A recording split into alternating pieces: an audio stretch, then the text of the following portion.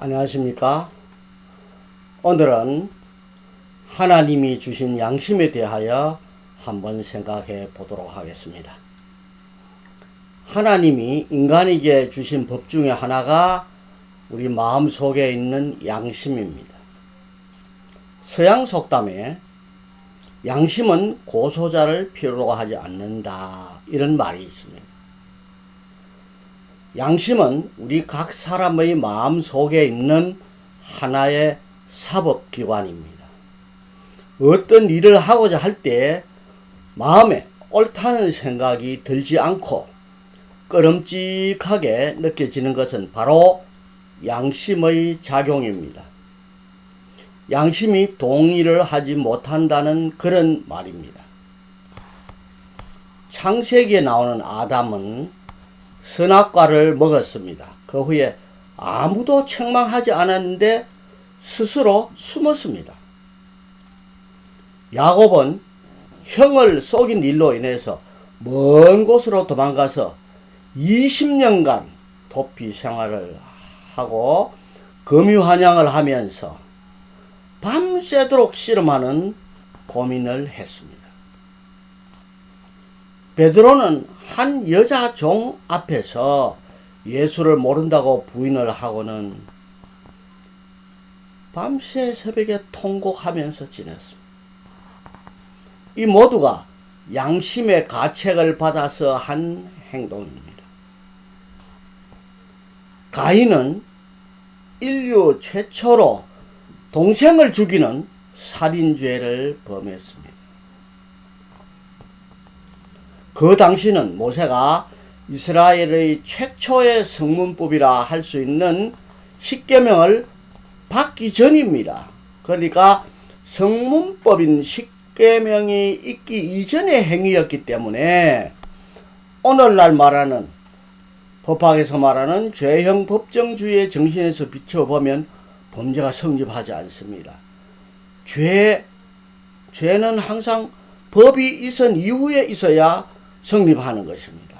이 행위는 법이 있기 이전의 행위였기 때문에 성문법주의에 의하면 죄형 법정주의를 인정하기가 어렵습니다. 그런데 창세기 4장 13절 보면 가인이 스스로 하나님에게 죄벌이 무겁습니다, 죄벌이라는 용어를 사용했습니다. 이것은 이미 가인에게는 죄의식이라는 것이 그의 마음속에 있었다, 그 말입니다. 이것이 바로 양심의 작용입니다. 인간은 법의 존재나 법의 내용을 자세히 몰랐다 하더라도 우리 마음속에 다 옳다 그르다 판단할 수 있습니다. 그것은 왜 그래요? 우리 마음속에 이미 하나님이 주신 법, 양심이라는 것이 있기 때문에 그런 것입니다. 양심의 사전적인 의미를 한번 살펴보면 양심이란 자기 행위에 대하여 옳고 그름을 판단하고 바른 말과 행동을 하려는 마음이다, 그렇게 되어 있습니다. 또 어떤 사전은 사물의 가치를 변별하고 자기의 행위에 관하여 선을 취하고 악을 물리치는 도덕적인 의식이다, 이렇게 정의하기도 합니다. 우리 성경을 보면요, 로마서 2장 15절 그 양심이 증거가 되어 라고 되어 있습니다. 이 양심에 해당하는 헬라어는 시네이데시스, 함께 알다, 함께 이해하다, 함께 인식하다, 공통의 지식, 이런 의미를 가지고 있습니다. 영어를 보면요, 이에 해당되는 영어 단어는 conscience인데 함께라는 뜻하는 접두사 con과 지식, 의식을 뜻하는 science가 합쳐서 이루어져 있습니다. 즉 양심은 함께 의식하고 있다, 함께 알고 있다, 이런 뜻으로 풀이할 수가 있습니다.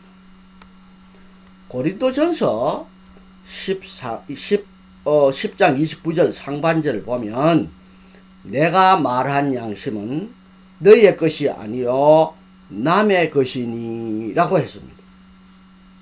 이 부분에 대해서 한번 살펴봅시다. 음식을 먹을 때에 이 음식이 우상에 드려졌던 제물이었어요. 이 사실 누가 알려주었더라면 이 사실을 알고도 그 제물을 먹을 수 있나 없나 그 말입니다. 제물 자체는 아무것도 아닙니다. 제사상에 올려졌거나 말았거나 고기는 고기입니다. 그러나 이것은 양심에 따라야 한다 그렇게 말씀하고 있습니다. 그럼 사도 바울이 말하는 양심이 뭐냐? 다른 말로 도덕적 분별력, 모랄 센스. 이것은 자신의 것이 아니라 남의 거라 그런 말입니다. 나 혼자서 옳다고 판단하는 것이 전부가 아니라 다른 사람도 옳다고 동의를 했을 때에 올바른 양심이 된다 그런 의미입니다.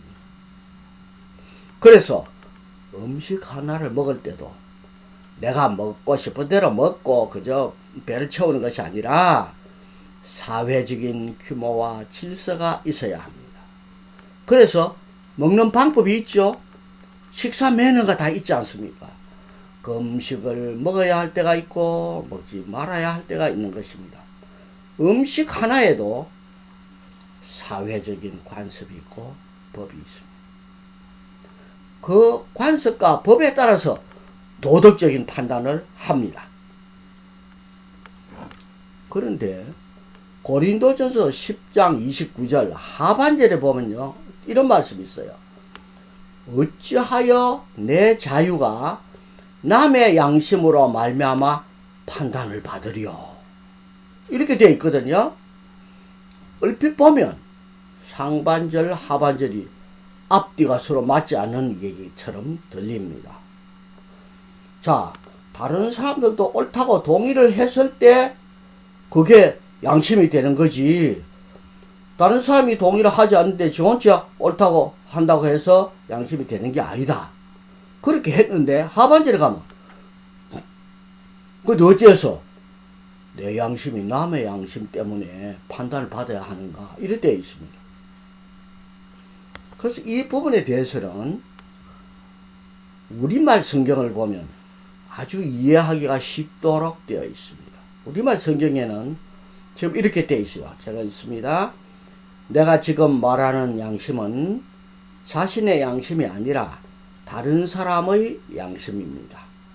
왜 내 자유가 남의 양심에 의해서 판단을 받아야 합니까? 내가 감사하는 마음으로 식사에 참여한다면 왜 감사하는 것으로 인해서 내가 비난을 받아야 합니까? 라고 반문할지도 모르겠습니다. 라고 되어 있습니다. 따라서 이 말씀은 다른 사람 판단을 인해서 너희 자유가 제약을 받아야 할 이유가 없다. 너희가 옳다고 생각하는 한 너희 자유함을 유지하라. 이런 취지의 말씀이 아닙니다. 이 말씀의 뜻은 너희의 자유함이 다른 사람 비방을 받는다면 유익한 것이 무엇이냐? 나의 자유가 다른 사람의 끄리김이 되어서는 안 된다. 내 자유가 남을 죄 짓게 하는데 사용되어서는 안 된다. 그런 말입니다. 양심은 사회적인 것이고 사회 질서를 위해서 내 양심대로 행동하는 것이 아니라 타인의 양심을 배려해야 합니다. 타인의 양심을 배려해야 돼요. 믿음이 약한 형제가 실족하지 않도록 내 자유를 포기해야 하는 것입니다. 그러나 여러분은 먹든지 마시든지 무엇을 행하든지 하나님의 영광을 위해 하십시오. 고린도전서 10장 31절 말씀입니다. 즉 양심이란 나 혼자 생각이나 판단이 아니라 다른 사람의 생각이나 판단도 포함된다. 그런 의미입니다. 그런데 여기서 우리는 한 가지 꼭 구별해야 할 개념이 있습니다. 그것은 바로 소신이라는 것입니다. 소신은 자기가 확실하다고 굳게 생각하는 것, 이것이 소신입니다. 따라서 모든 사람 아니라고 하는데 혼자서 옳다고 주장하는 행위는 양심이 아니라 소신일 가능성이 높다는 말입니다. 법률학에서 말하는 확신범, 다른 사람 다 아닌데 자기 혼자 그 믿음이 맞다 이렇게 생각하는 것입니다. 여러분, 그렇다고 해서 항상 다수가 다 옳다, 다수가 선이다 이렇게 할 수는 없습니다. 왜? 다수가 오류를 범할 수도 있거든요.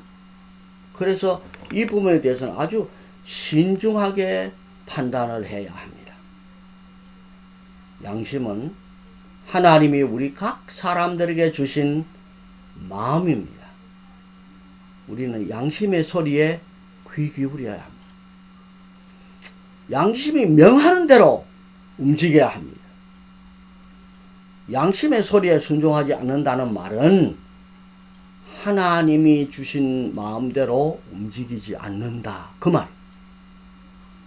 그리스도인들은 양심대로 판단하고 양심대로 생각하고 양심대로 행동해야 합니다. 우리 모든 그리스도인들은 양심적인 사람들이다 라는 평가를 받을 수 있으면 좋겠습니다. 감사합니다.